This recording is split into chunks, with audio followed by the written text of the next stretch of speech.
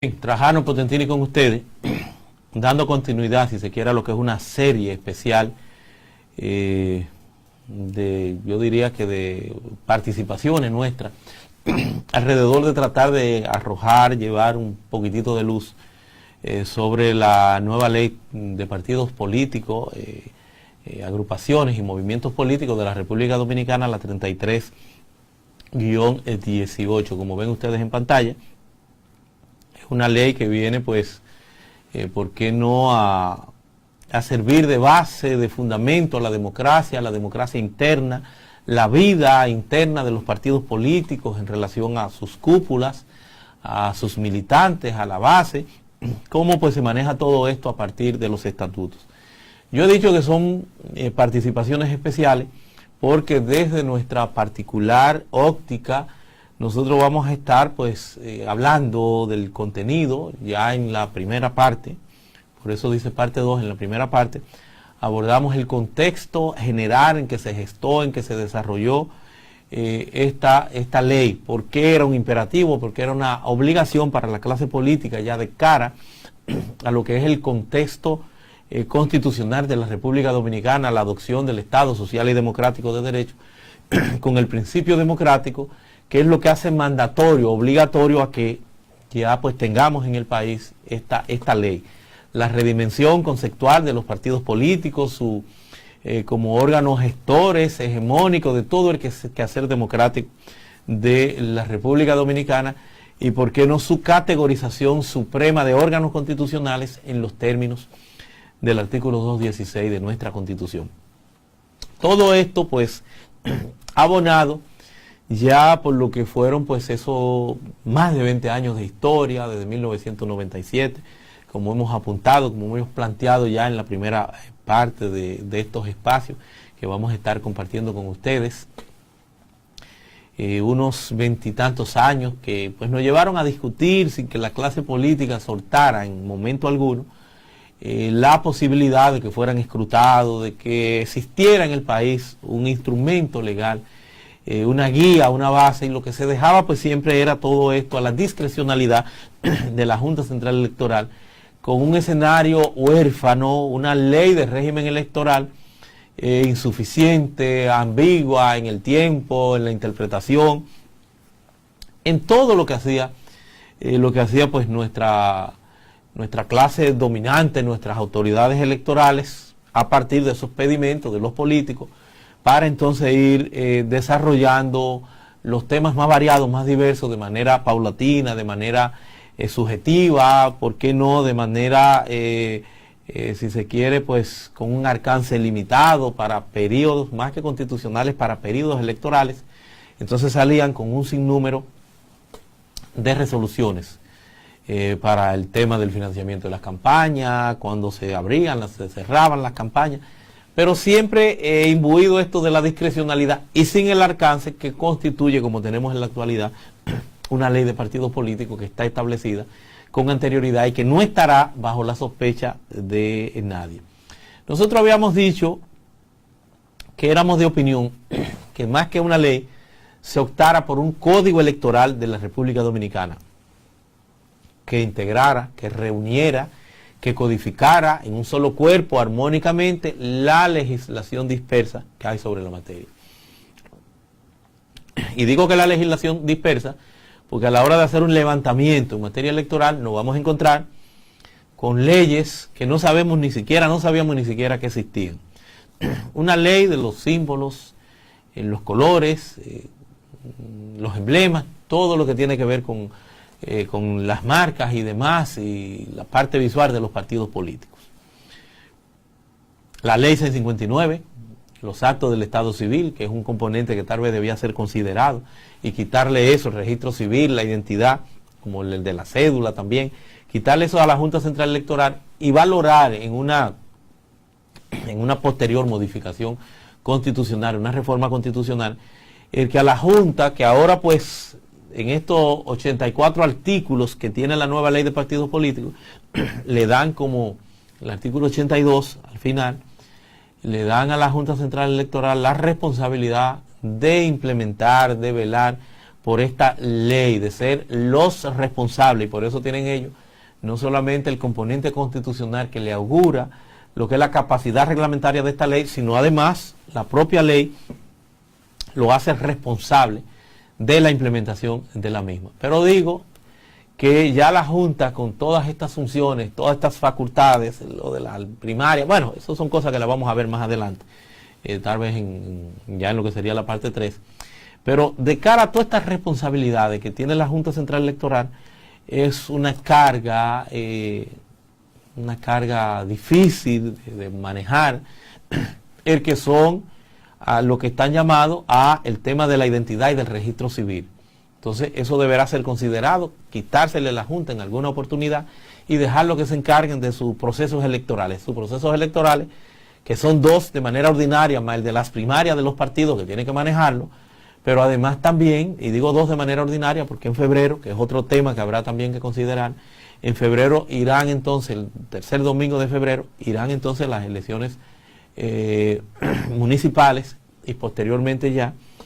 en mayo las elecciones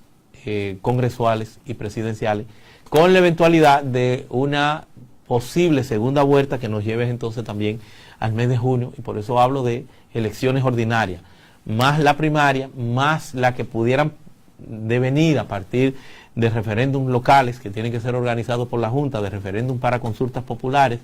que también tienen que ser organizados por la Junta y que son elecciones también de manera normal, además también del referéndum para reformas constitucionales del artículo 272. Todo esto le compete a la Junta, por eso digo que sería conveniente en lo sucesivo valorar el que la cédula, el registro civil, se salga esto del ámbito de manejo de competencia de la Junta Central Electoral, que ha hecho un gran trabajo, pero ha hecho un gran trabajo cuando no tenía las tantas funciones que le impone esta nueva ley. Por eso yo pido para estos miembros de Junta Central Electoral, los actuales, yo pido la comprensión, porque tienen en un tiempo récord que implementar una ley que debió haberse aprobado a principio de gobierno, a principio del periodo constitucional.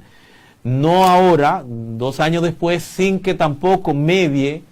la posibilidad de diferir su entrada en vigencia en relación a una serie de temas. Por eso están los partidos radicando recursos de inconstitucionalidad, protestando, porque no saben cómo se le impone esta reingeniería, este trabajo, ponerse a tono con la nueva realidad democrática que supone esta ley. Entonces, ciertamente hay algunos aspectos que no son en el corto plazo de muy posible cumplimiento. Ya ustedes ven hasta el propio PLD que dice, bueno, vamos a valorar cuál será la mecánica de primaria. Ya no es si primaria es abierta o cerrada. Eso pudiera eventualmente estar en discusión, pero no es posiblemente lo prioritario, que fue, si se quiere, el caballo de Troya que mantuvo la discusión estancada y la propia ley, para que no la tengamos en este momento, o no tenerla en este momento y no en el tiempo que debimos haberla aprobado, que reitero, debió haber sido a principio del periodo constitucional,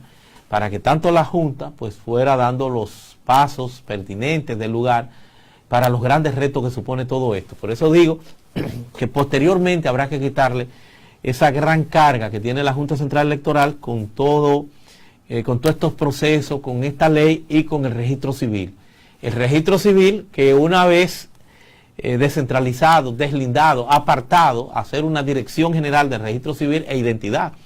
donde no solamente tú tengas la cédula, sino que lo unifique con pasaporte, porque son documentos homólogos que deben estar en constante conexión, tanto la cédula como pasaporte. No se justifica que haya una dirección de pasaporte y por otro lado el tema de la cédula. Eso es uno de los temas posiblemente que deberá considerarse. Pero lo que quiero rescatar es que se debió hacer un código electoral, pero no aspiramos, ya aunque lo planteamos siempre como actor social, como Fundación Justicia y Transparencia, hicimos el planteamiento, lo reiteramos en muchas oportunidades, pero como la política es el arte de lo posible, y si era difícil después de 20 años ponernos de acuerdo en una ley, imagínense ustedes una codificación. Pero ya más tranquilo y con toda esta legislación dispersa, con lo mismo que tenemos y que ha sido el producto paso a paso de ir avanzando, habrá que pensar en una codificación, porque reitero, son muchas las leyes, la del superior electoral, las resoluciones del superior electoral, la del registro civil, las de los diputados de ultramar, diputados nacionales, el voto preferencial,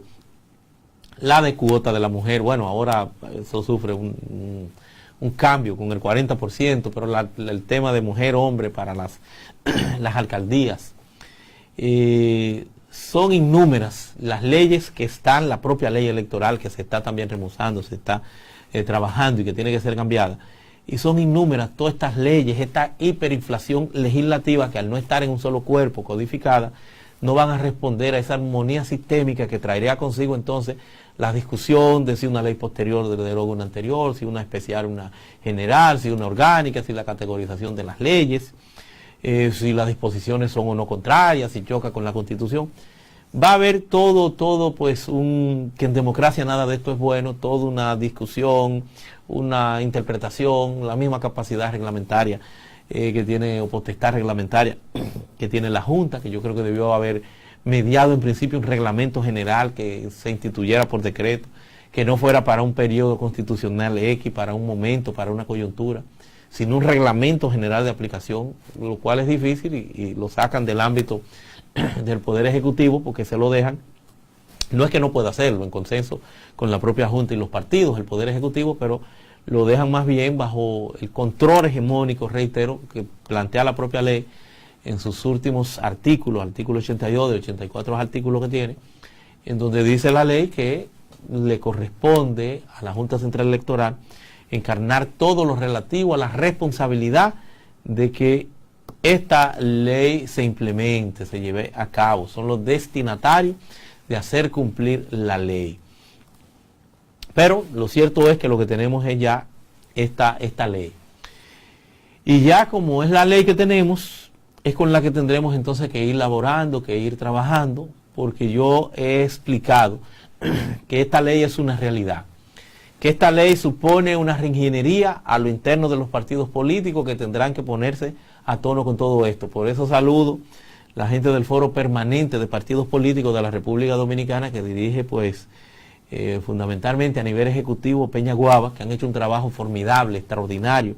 y que vienen pues llevando conciencia con los 20 y tantos partidos que agrupa el FOPREDON, llevando conciencia de la necesidad de que los partidos pues estimen, entiendan que tendrán que adecuar, que ya los estatutos de los partidos están derogados en la mayoría de los aspectos que tienen previsto, y que tienen que adecuarlo a las nuevas disposiciones de esta ley,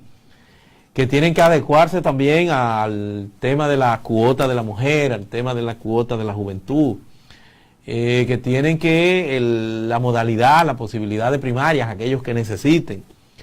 que tienen que ver pues el componente de la afiliación, del padrón, toda una reingeniería que tienen, reitero, que hacer los partidos políticos a nivel de su vida, la renovación que tiene que haber de sus cúpulas, de su dirigencia, y sobre todo también estructurarla o hacerlo acorde con la realidad ya que suponen pues las mujeres, con esa cuota privilegiada, especializada. Eso se inscribe dentro de la llamada discriminación positiva, de que las mujeres tengan el tema del género cada vez más y más espacio.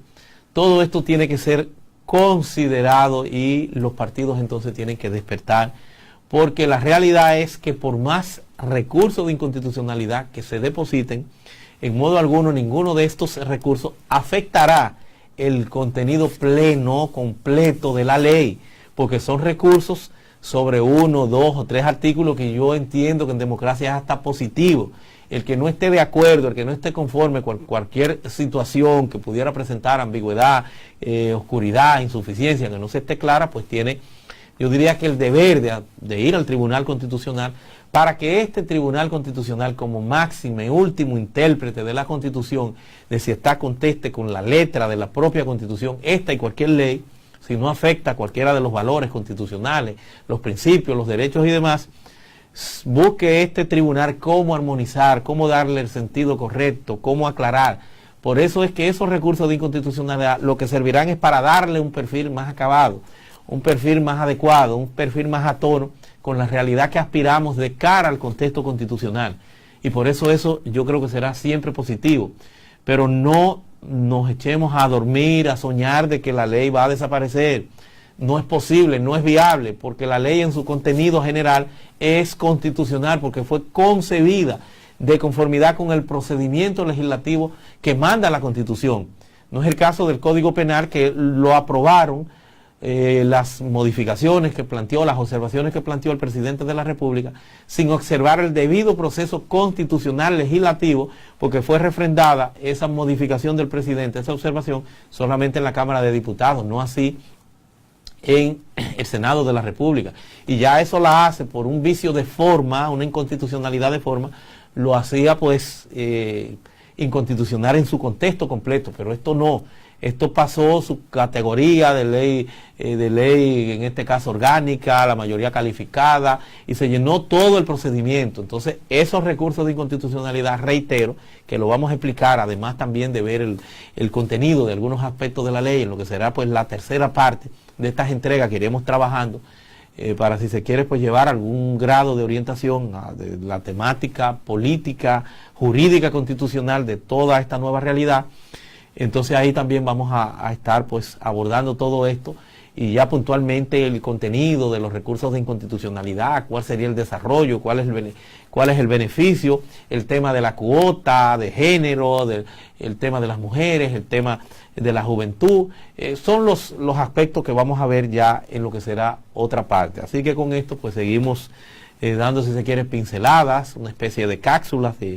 del componente de la ley de partidos políticos, invitándole a ustedes a que se integren a esta reflexión y a que vayan estudiando, analizando esa ley 33-18. Será entonces hasta otra próxima oportunidad, ya con una tercera parte.